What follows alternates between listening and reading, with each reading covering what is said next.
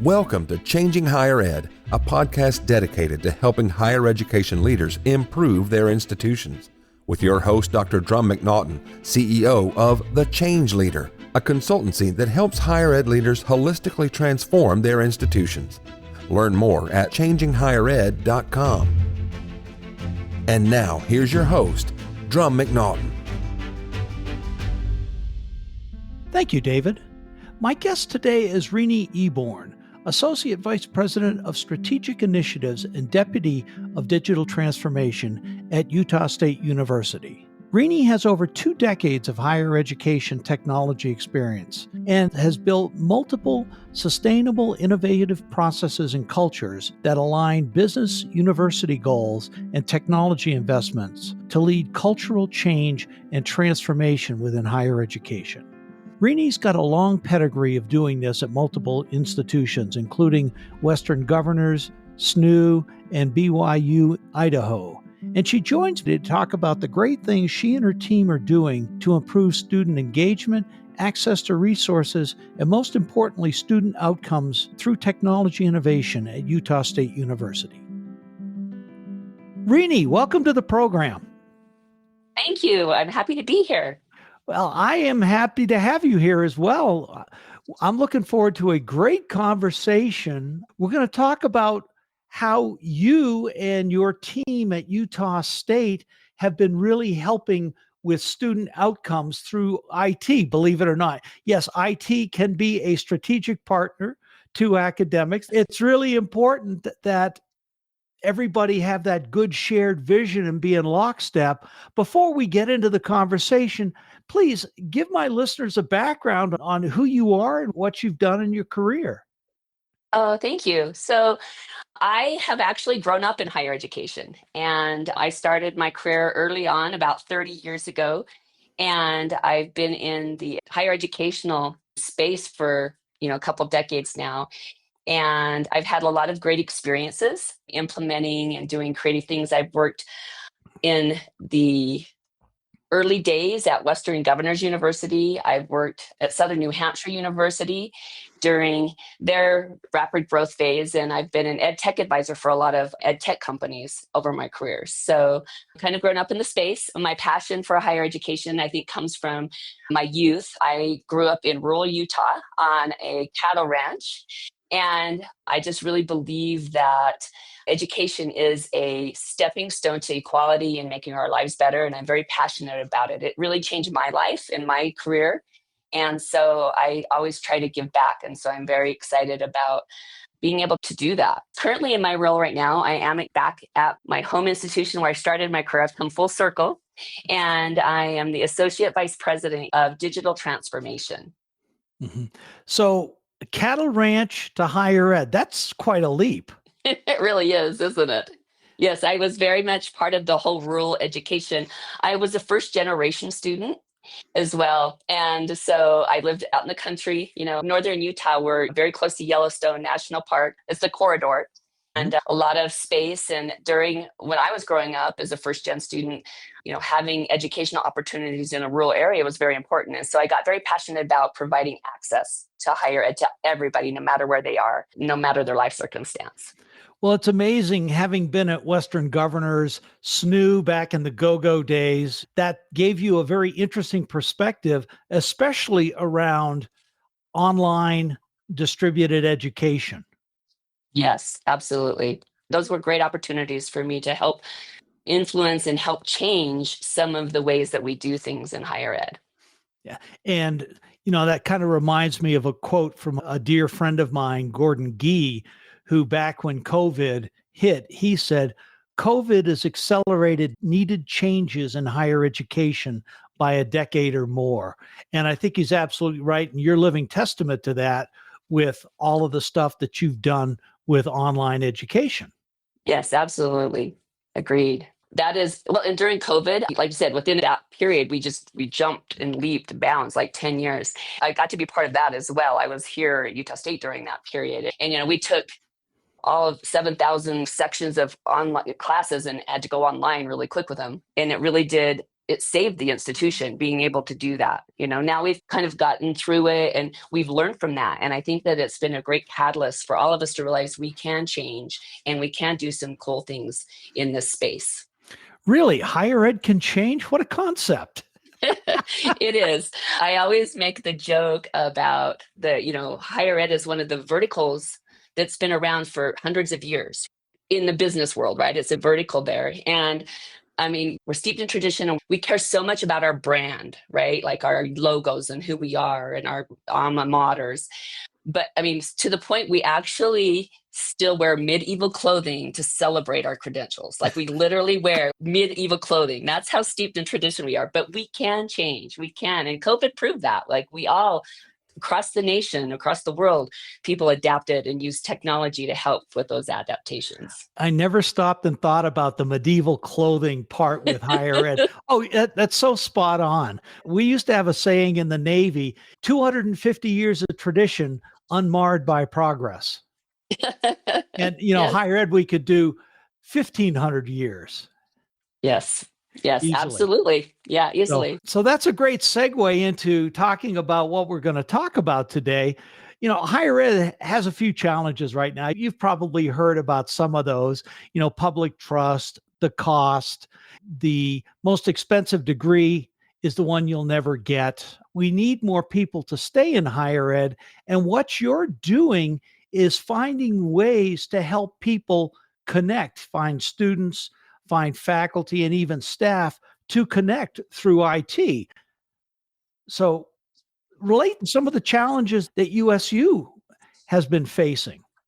Yes, absolutely. You're hitting on some really critical pain points for higher ed right now, right? There's a decline in public trust. There's escalating costs going on. And there's this persistent challenge of every higher ed institution making sure that we ensure that students connect, that they engage, and that they succeed, right? We have so many students that don't finish their degrees because of life or money or, there's a variety of reasons. And so it is our mission from a higher education perspective to ensure that student success. And it's just not isolated issues around those three. They're all very interconnected and they demand a strategic solution around that. We need to think thoughtfully about connecting a digital campus to create some solutions around this. You talked about trust, right? I think that technology can be a really powerful tool for rebuilding that trust in a couple ways. One, it can demonstrate value through data because people want to see the data. And if you have a connected campus, it generates vast amounts of data. You can track the students' progress, you can track their engagement, their outcomes by ethically harnessing that data and setting up ways of managing that. It can enhance communication and transparency. That helps with trust. And also, if you do personalize the way that you handle support services for students, that also is a sign that you care. And that's also a way to build trust. So I think that technology can be a tool to help build that trust. And I think it's really important. And then also it helps with accountability because you have these digital systems that can create records and it provides those data points. So I think it's really important to realize that it's not all about technology, it's about people, but technology can be a tool that helps us people do a better job. You're absolutely right. I can remember back years ago when I first got out of the Navy, business restructuring, et cetera. Yeah. But it was not a good use of that type of thing because it was restructuring for restructuring's sake. And, here's the latest and greatest IT.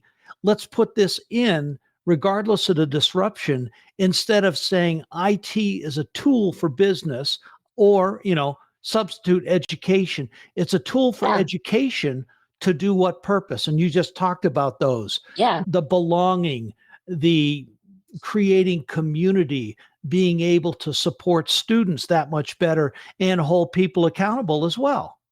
Exactly. And part of that trust is it costs a lot, right? Higher ed is very expensive. It's, one of the biggest purchases. It's probably the biggest purchase an individual can make in their life, right? If you compare it to buying a home. House and then education would probably be my guess. Exactly. Home, education, cars, maybe, depending on what you do. But you're right. Like it's one of the big major purchases in your life. And from a higher ed perspective, we have to tackle it with efficiency, with new and modern tools to be able to bring those costs down, because we've got to streamline our operations, and if we can do that efficiently in a good way, and technology tools help that, then we can take that savings and invest it and expand it into other things that help reduce the cost for the students, provide that Mhm. money for scholarships or things like that, provide shorter pathways. And Yeah. what you're talking about to me is, how do we build a more connected digital campus experience? And when we were talking yesterday or day before, you had reminded me that research tells us when students develop meaningful relationships, they are more successful.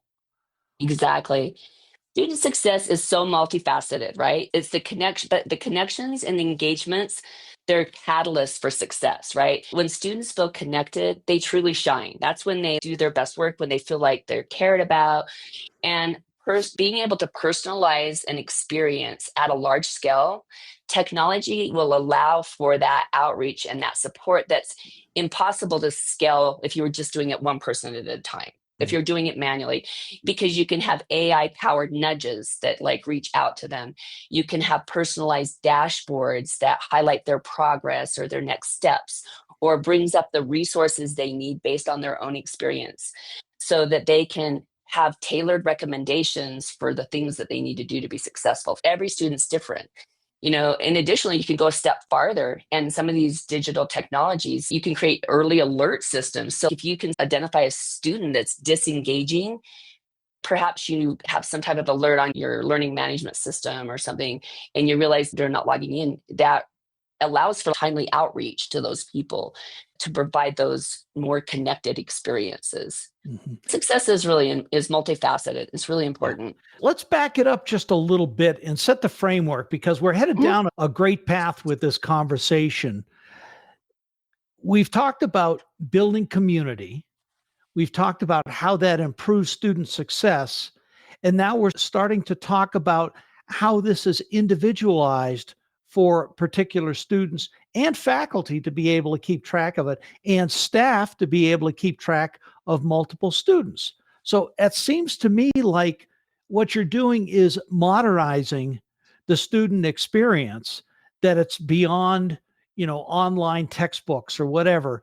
It's looking at the whole package of how a student's doing, and using AI to set triggers when the student may need help and doesn't realize it, or they just haven't reached out for it. Does that make sense? Yeah, no, that's exactly what we're doing here. What I'm trying to do. And I feel like right now we're poised to do some really great things in this space Mhm. if leaders make good decisions and harness some of these technologies to be able to accomplish their learning outcomes for their students. So you're right. What we're trying to do is we're trying to modernize that experience, creating like a digital community or digital campus. Like technology, if done right, can foster vibrant online communities, vibrant organizations, peer-to-peer support, and can connect people with those resources. And so that's exactly what we're trying to do. Is most of the students that are coming to higher ed now, whether they're coming from high school right in and having that traditional higher education experience, or they are choosing not to have a traditional. They're choosing to go into the workforce, develop skills, and they come at it a different angle through that lens. At the end of the day, they want that credential, those skills, that learning. And so what we're trying to do is modernize our student experience so that they do have this vibrant, connected experience no matter what type of student, so that it's very diverse, so that we can have unrepresented people with different backgrounds. We can have people that are all diverse, but they have the opportunity and the access to be able to be successful and improve their lives. And we're trying to do that through modern technology. Yeah. So you're actually doing this at Utah State. Before we get into some of the Mhm. details Yeah. with that, give our listeners an example of how that can work with a student who's falling behind.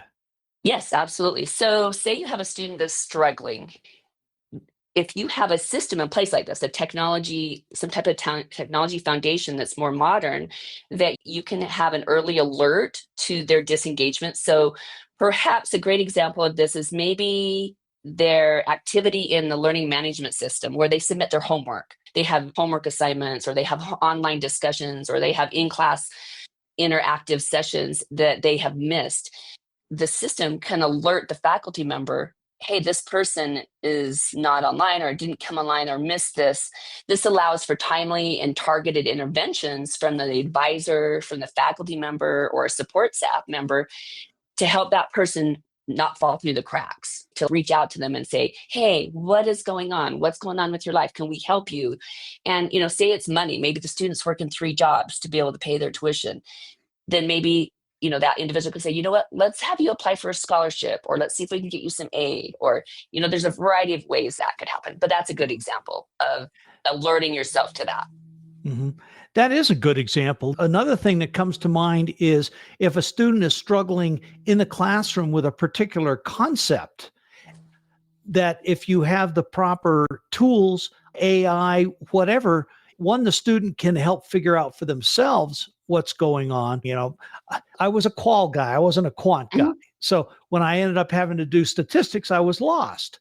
I had a Okay. faculty member who could help me. If in fact you had the systems built in place that could key the instructor, hey, Drumm's having difficulty with quantitative analysis. You need to reach out to him to help. Is that a good example? Yes, that's a great example. Yeah. But higher ed, like we talked about, it has a long history in it. And a lot of our systems are antiquated, right? They're old systems that were built in different decades, right? And now we Really? have, yeah. And so I'm now, not an IT guy. I wouldn't understand that. I thought everything's brand new. That's why it's and breaking so much. that's why it's just breaking. Yes. So, and part of modernizing, a part of our strategy in modernizing some of these tools and these technology platforms is to get on the new updated technology and building that foundation so that we can actually leverage AI. Because right now, a lot of higher education institutions, their data is in siloed systems, that the data is hard to, there's a lot of integrations, a lot, like you said, a lot of things that break going back and forth. And so we're trying to kind of do a facelift on our technology landscape and modernize that experience for our students so that we can get the data all in the right place, so we can actually have a 360 view of that constituent, whether they're starting at the beginning of, just out of high school to they've graduated, their alumni coming back to school to skill up because they need to learn more technical skills in their careers at this point. That's our mission in higher ed, is to do that. And so we're trying to be poised to do that. Well, the other thing too is, and I'll take USU as a prime example. You're a land grant college. USU doesn't have the money that a large private, an Ivy, or even a University of South Carolina, which is another land grant type college. It's a flagship public. So Exactly. with that, you've got to be able to modernize your systems without changing out the basic infrastructure. For example, your SIS system. You, like many other schools, use Banner. You don't want to Yep. have to change the entire system out because you're talking millions of dollars, not only for Exactly. software licenses, but for the integration and all those things. So you're looking at something that you can put over the top of it that's going to talk to Banner, it's going to talk to your LMS, it's going to talk to your CRS. I know there's too many initials there. Sorry. Yep. No, but no, you're exactly right. We are the land grant school. Most of our dollars come from either taxpayers or the government or student tuition. And so we do have to be extremely frugal with the way that we invest in the technology and the tools that we have. And so you're right. We look for modern tools that we can bring into our ecosystem and manage them efficiently and streamline our operations. We try to do that in a very strategic way. Yes, strategic, but also the bottom line is you're looking to transform your student experience in a very cost-effective way. Exactly. Exactly. Yes. That's So, exactly what we're trying to do. yeah. So walk us through some of the things that you've done at Utah State. Yeah, absolutely. So, in the last year or a couple of years, we've implemented a new engagement platform. And we did this so that our students could have a new and an improved mobile experience because so many of us, everywhere we go, we have our phones, right? And we want our students to be connected. So we have implemented a new student engagement hub where students can have that mobile experience where they're connected to resources that they need, where they are able to have peer-to-peer interactions and they can find groups that they're interested in, and really truly fostering that connection and engagement in a digital way.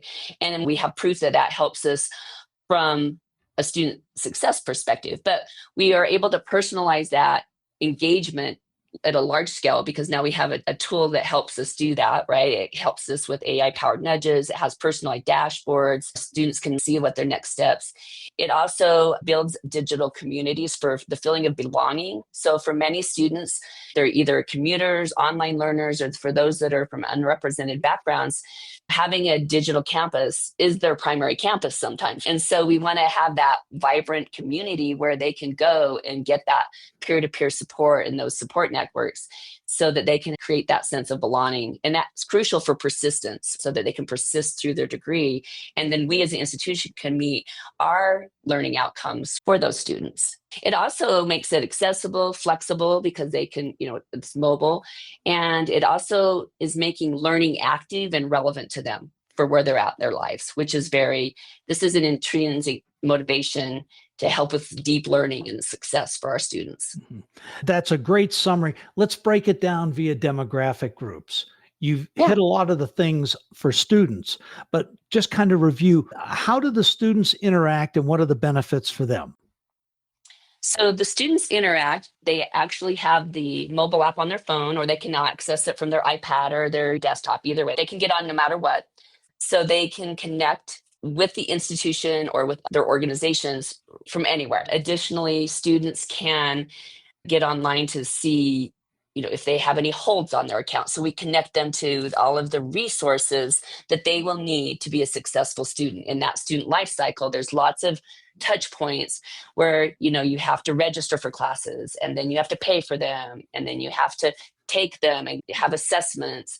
And so in all those touch points in our engagement hub, we have touch points for them so that they have that relevant information to them at that time. Yeah. And you mentioned earlier, part of those touch points are, okay, what are the next set of courses you're going to be taking? What are the prerequisites? All of those things, so they can plan their journey through. They can connect with other students for that sense of belonging. So all of those important things like that, and they can see how they're doing from an analytics perspective. Exactly. So let's swap over to the faculty. How does it benefit faculty? So when we went live with this new engagement hub at first, we just focused on the students. We have students on our product advisory board for it. And a lot of our and the feedback we got from our students is we really want our faculty in here too, because we want to connect with them and have that peer-to-peer connection with our faculty. That's a pride point for Utah State. We actually really take pride that our faculty mentor our students, and we have low classroom ratios and things like that. And so we then went forward with an initiative to create a staff and faculty portal as part of this engagement hub, so that they actually are in the same portal with the students. They have a different view because they're faculty. So they have the tools that are important to them from a faculty perspective or an advisor perspective, as well as they have that connection to the groups that the students are in. So they can see what their students see, and their students can connect with them in a variety of different ways. They can connect with them either by linking them to the learning management, to the learning resources they need, or to even just the social and community tools that they need. Okay. That's really important, especially when you start talking about student progress.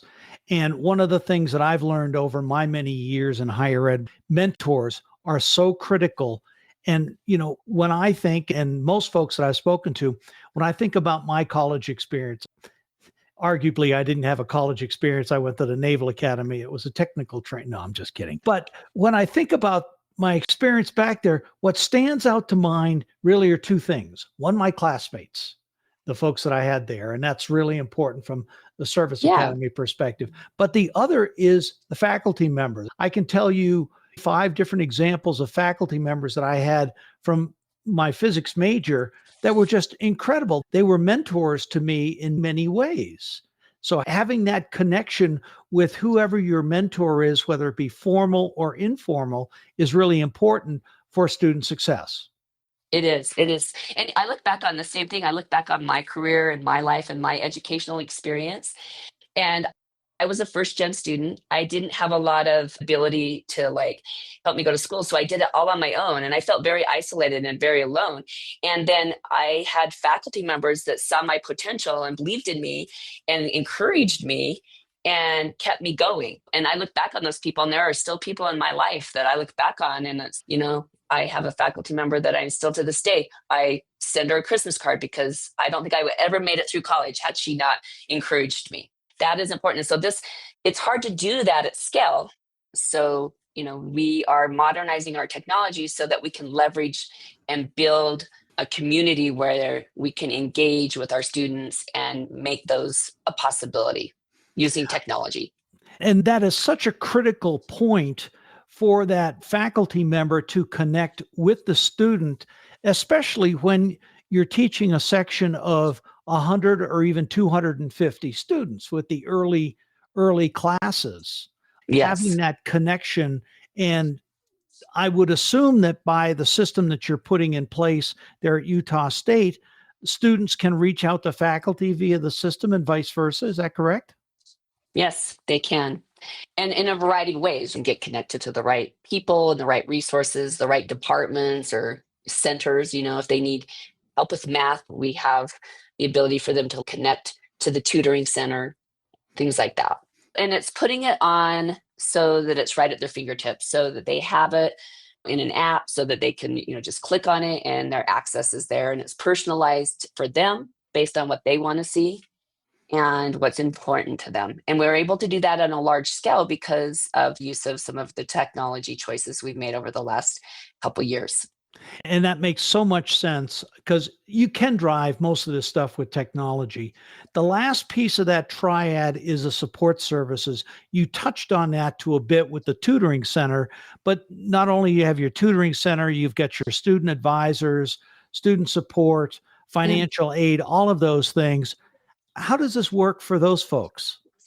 Yeah. So the way that we connect them is that in our engagement hub, one, we have a list of our common tools and resources that they need, so they can always just click on it and go right to the page. But then we also we call them widgets, but basically what it is, we create a dashboard. And so, for example, we have an advising widget. So when our student logs on to their mobile app, they see their personalized screen, and it shows them what major they're in, and it shows them who their advisor is or advisors, and it has the link right there to schedule an appointment right at their fingertips. So they don't have to go call or anything. They can right then schedule time to talk to their advisor right in the portal. It's right there on the front of their dashboard, so that they can connect or they can get the advice they need when they need it. Mhm.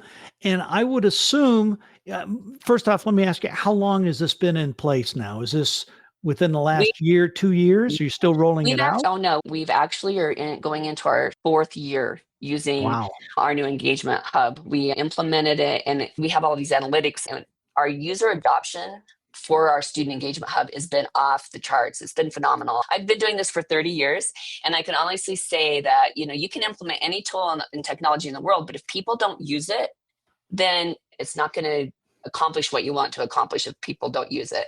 And our user adoption for our engagement portal, because it was built with the right stakeholders included and the right spirit Key around point, stakeholder involvement in the design. Yep. Yes. Yep. Because we had that, we approached it that way. We've had phenomenal user adoption. Therefore, we've been growing it over the last 3.5, 4 years.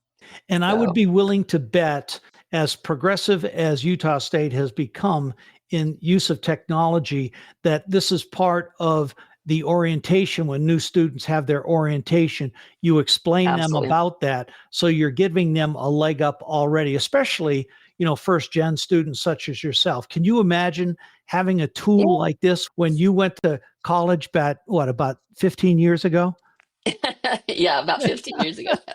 It would have been phenomenal. You're right. No, exactly. It would have been fabulous. And so you're right. It was such a positive user adoption, as I mentioned. It was received so well that we actually even opened it up to the community. So we have a community portal where like the parents or, families can like log in to the portal and see the information. But until they actually become a student, they can't get some of the secure information. But we have opened up our portal to the community so people can go into community go. And it's been phenomenal that we can share that information in a cohesive way. So when they come in and they're getting oriented to the university and go through orientation, you're right. That's the first thing we do is say, go download the My USU app and connect with people and really learn about how we can help you. And that's one of the first things we have our students do now. Yeah. Well, my first comment about having parents on there would have been somewhere along the lines like, oh my gosh, you've raised helicopter parents to a whole new level. But when you stop and think about it, being able to monitor what your kid's doing at a particular time, with the appropriate protections on there, that's important. But also, too, from a development or an advancement perspective, fundraising, I would be willing to bet that this would be also very good. Yes, absolutely. A lot of universities, we have alumni that they're famous and they want to give back to their institutions. And some of them do that through mentorships, right? And through helping in a variety of different ways. And so you're right, being able to connect the whole student life cycle and that whole constituent experience and keep that data is going to change the way we do our business. Like, I think in the next 10 years, we're going to see higher ed rise to the occasion and really meet the workforce's demand if we embrace the right technology at the right time. Mm-hmm. And just quickly, results you've seen. What have you seen from a persistence perspective? Because analytics is one of the things that people can download and see. Have you seen an increase in student persistence, in student outcomes? Yes, we have seen over the last few years, our students persist. Utah State University does a great job in meeting our state outcomes for what we want from a graduation perspective for our students. And a lot of it is because we call it our Aggie family, but a lot of it is because we are gritty. We do a lot with a little bit of money, and we have a lot of passionate people, but we also leverage some of our technology to help us do more with less. Mm-hmm. And it helps us meet those outcomes that we need to help students graduate, get jobs, skill up in jobs. And we are successfully able to meet the challenges that the communities are bringing to us in a really great way. Do you have community members on the app as well so that students can apply for internships and things along those lines? Or is that in phase 3? No, we do. We have our career services as part of it. And then we have links from if students want to get jobs and do internships, career services is part of our student life cycle and part of that engagement hub as well. Wow, that's fabulous. Well, I have thoroughly enjoyed learning about this, and I'm sure that the audience, you've given them lots of great ideas on ways that they can use technology to improve the student experience, student persistence, all those things. So thank you for coming on and doing this, Rene. Absolutely. It was my pleasure. Thank you for the opportunity. My pleasure. 3 takeaways for university presidents, boards, and senior administrators who are thinking about implementing a My USU equivalent for their college or university. I think the 3 takeaways I would say is be sure to be a champion of a student-centric digital vision. Make sure that you really put your students first, include them in your research, your investigating, and even in your decisions. I think it's really important for university leaders to invest strategically in integrated platforms rather than just patchworking a bunch of disconnected systems. Look for a platform, and then to make sure you foster a culture of digital fluency, because in order to do this, you've got to have digital fluency on your campuses. So those are my 3 takeaways. But number 1, champion a student-centric digital vision. Those are great takeaways. Thank you. So let me ask you, what's next for you? What's next for USU? So we are tackling, now that we have our engagement hub up and going, the next thing we're tackling is our student information system, which has been very antiquated and very old. And we are going with the new modern technology, more around a customer relationship management platform. And we're going to, from the time a student we recruit them all the way to the alumni status. And when they're alumni, we're creating the student 360 student profile view of our students so that our goal is in the next 2 to 3 years to be able to let students apply using AI, right? To be able to just be like, apply using some of these tools that they're growing up with. But it takes work, so we've got to get some things in place. So we're building the foundation right now in hopes that we can meet those expectations in the upcoming years. Well, in a couple of years, I want to hear more about this. So, I would welcome you when you've got updates that you can pass on the audience to come back on the show. Absolutely. I'd love to. Rene, thank you so much for coming on the show. I've thoroughly enjoyed our conversation, and I look forward to the next time that we are able to get together and continue the conversation. Thank you as well. Thanks for listening today, and special thanks to Rene Eborn, Associate Vice President of Strategic Initiatives and Deputy of Digital Transformation at Utah State University. Rene, thanks so much. This has been a great conversation talking about how technology can support and enhance building communities of higher education and helping students succeed so much more than they could. Thank you. To my listeners, thanks again for tuning in. I look forward to seeing you next week.